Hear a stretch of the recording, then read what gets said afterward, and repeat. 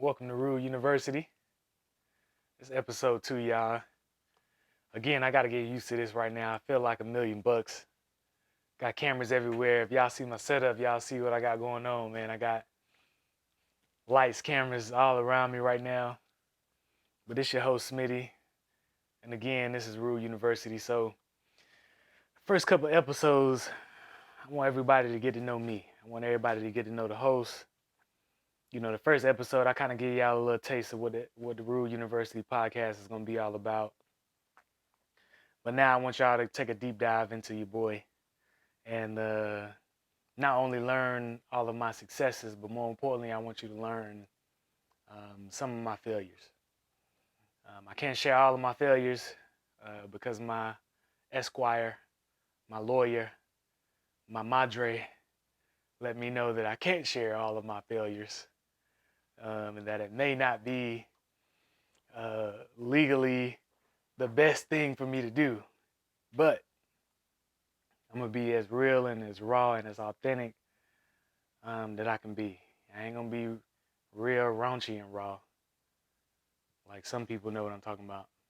But I'm going to let y'all know everything about me, man. So this podcast is all about mental health, financial literacy, and relationships, and anything under the sun that falls under those categories. But more importantly, this episode is going to be about mental health from my perspective, from the things that I've experienced, from the things that I've learned, from the things that I've gone through. And hopefully y'all can learn from it.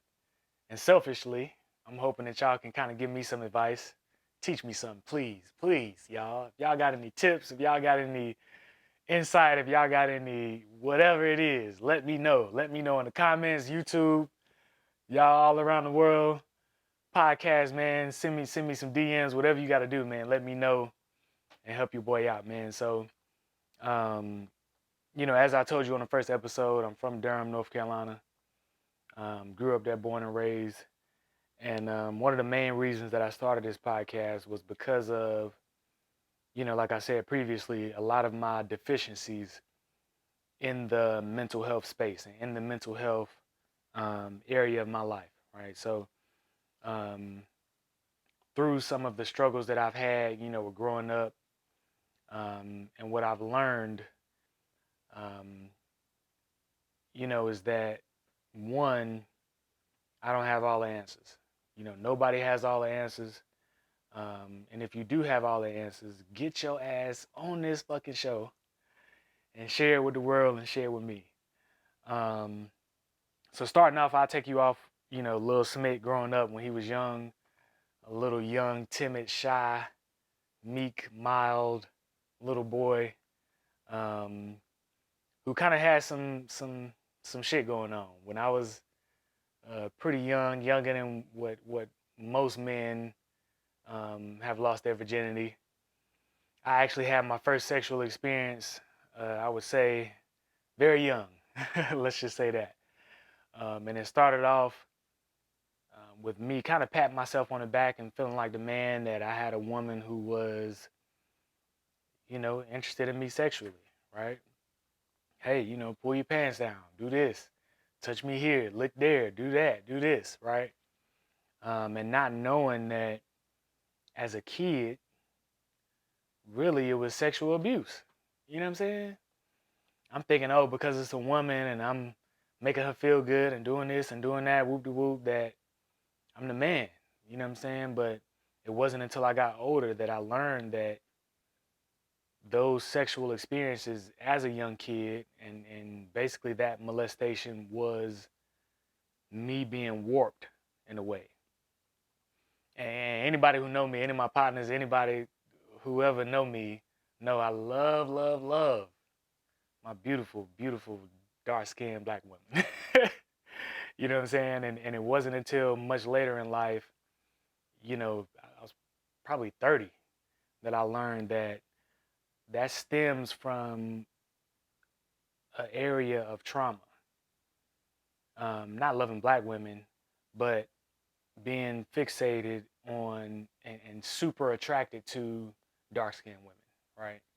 And that being just more than just a preference, right? It being a piece of my sexual history that in many ways has kind of handicapped me from being able to flourish in life, right? So starting this podcast was really a way for me not only to um, express myself, express some of the things that I've gone through, hopefully learn from you guys, hopefully learn from anybody who's listening who can kind of give me some help and insight, but to just offload all of the bullshit and hopefully help somebody out there. So anybody who's experienced um, a sexual past that started at a young age, um, definitely go get help. Number one, talk to a therapist, talk to a psychologist, whatever you got to do, but definitely go get help. And yeah, so that's first and foremost. You know what I mean? So I definitely, unfortunately, turned a lot of um, physical, I would say, um, satisfaction and gratification. I turned that into pain for a lot of the women that I've had the interactions with over my lifetime, basically. Because early on, I viewed myself literally as a tool, as the equivalent of, a sexual object, as a dildo, as a pleasure object. So as you can imagine, anybody who views themselves as a tool of pain or of pleasure can play out in so many different ways, which it definitely has in my life.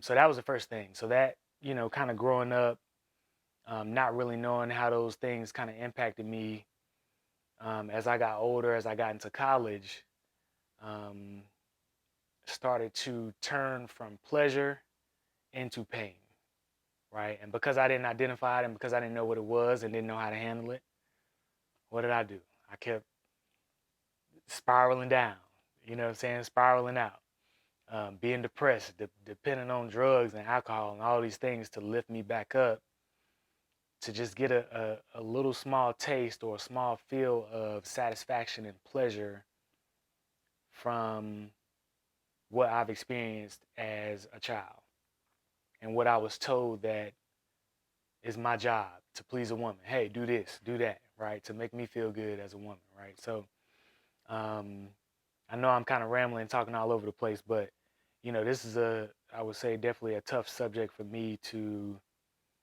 share, explain, to divulge. But again, hopefully, this is something that folks can learn from. And I'm gonna look at all of the cameras that I got in here to let y'all know um, to grow and to heal from this. You know what I'm saying?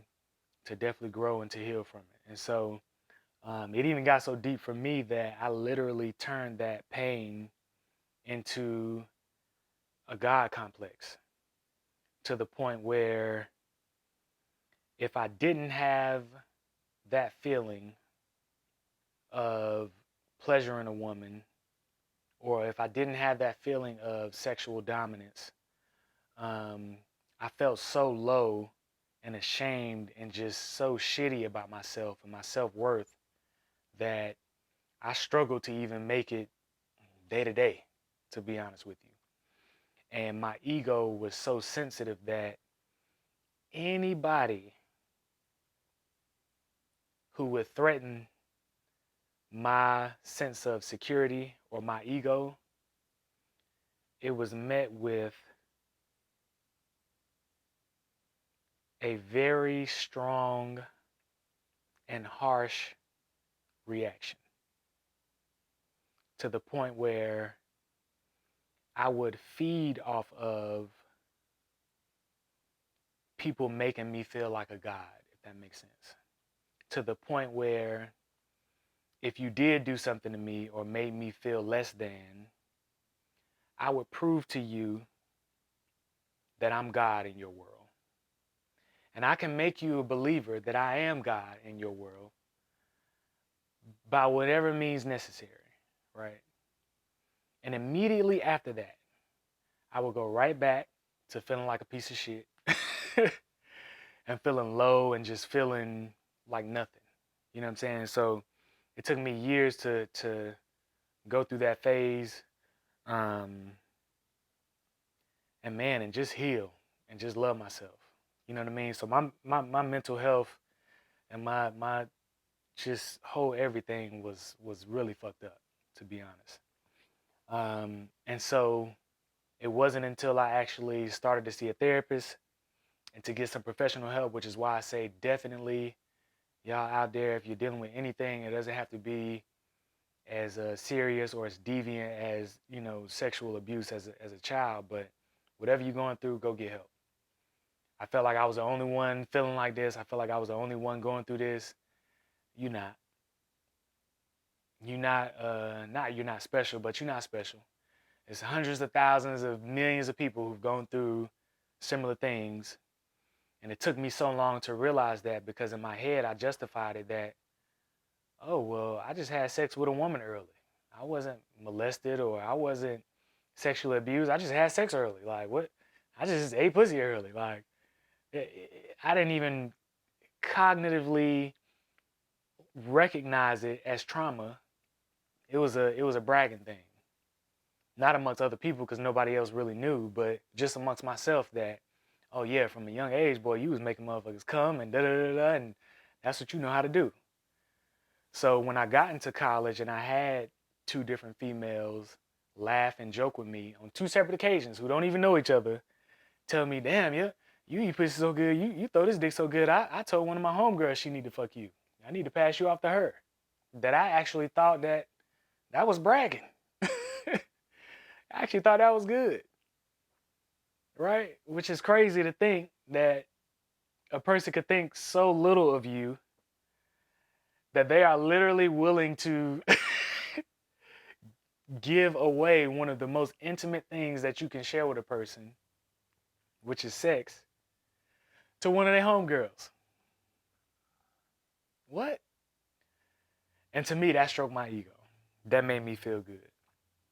And so it took me a long time to realize that I was just fucked up. So once I did go to therapy, my therapist said something that was crazy. And she said, you know, mental health is essentially how healthy are your thoughts. Out of all of the thoughts you have in a day, if you analyze them one by one, how healthy are those thoughts?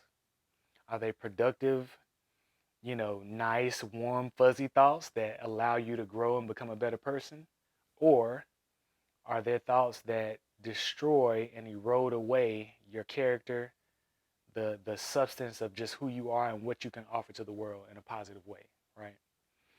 Um, so I read a couple of studies that basically most people have between, what is it, 12,000 to 60,000 thoughts per day, right? And on average, 80% of those thoughts are negative. So anybody who knows me knows I do math relatively quickly, but I actually had to calculate this. On the low end, if you have 12,000 thoughts a day, on average, and 80% of those thoughts are negative, that means that 9,600 thoughts are negative. So in other words, out of 12,000 interactions that you may have with people, if you were walking down the street, if 9,600 fucking people punched you in your fucking face, that's what you're living with. Now, on the high end, if you have 60,000 thoughts a day, on average, with 80,000 of those thoughts being negative, that means 48,000 thoughts that you have that go through your brain are negative and are not serving you in a positive way. So using my previous example, if you walking down the street and you walk past 60,000 people, 48,000 motherfuckers are punching you in the face. Think about that. Now, if that physically happened to you day after day after day, year after year, decade after decade, what would your physical body look like? How would you be? And how much more apparent would it be that your ass don't need to walk down that street no more? if you walk down that street and out of 60,000 people, 48,000 of the motherfuckers punch you in your face, right? It wouldn't take long for you to say, okay, I need to find another way home. I need to walk down a different street. And so those are the things that I've had to realize to say, okay, wow, there are different streets, there are different avenues, there are different pathways on the way to living a productive life, right? And so slowly I've had to do different things, go to therapy, and try to learn and unlearn just so many things. So many things, which in turn, my mental health tenfold has improved. I've learned to not only forgive myself, but to forgive other people. I've learned to provide myself with opportunities to be thankful. I've learned to really just reinvent myself every single day. Okay. So, you know, as I've grown over the years, and as I've gone through therapy over the years, it's really been eye-opening for me. Excuse me. It's really changed my life in terms of my self-worth, how much I love myself, how much I care about myself, the expectations that I have for myself. And so, you know, as these episodes go on, we're gonna get into all of it. And I'm rambling, I'm going on. This episode was only supposed to be about 10 minutes long, y'all. We at 15, 16 minutes already. But you know, at the end of the day, what I really hope is that anybody who's watching this, whether you think you're a piece of shit or whether you think you're a god, it's really just your ego. And just allow yourself grace to not only love yourself, but to allow other people to love you, right? So I'm not going to, you know, go too deep further into this episode. Man, I'm excited about the people that I'm going to have on this episode. I think a lot of folks are going to share not only some of the things that they've experienced, but some of the things that they've learned through those experiences. And so I'm excited, man. I'm hyped. To the woman out there, I forgive you. I love you. I pray, you know, healing energy over you, over your family. She actually has daughters now. I actually not keep in contact with her, but you know, we know of the progress that both of us have made in our lives, and man, I'm in a much better space, and yeah, it's been a long journey to try to love myself and to try to kill the complex of being a god in my own world, right? Which everybody knows, in your own world that don't mean shit, right? And there's only one God, and motherfucker, you ain't God, right? Only somebody who's not God can think they God, right? So, again, this is Rule University, man. This is episode 2. I hope y'all still tapping in, man, and joining in with me.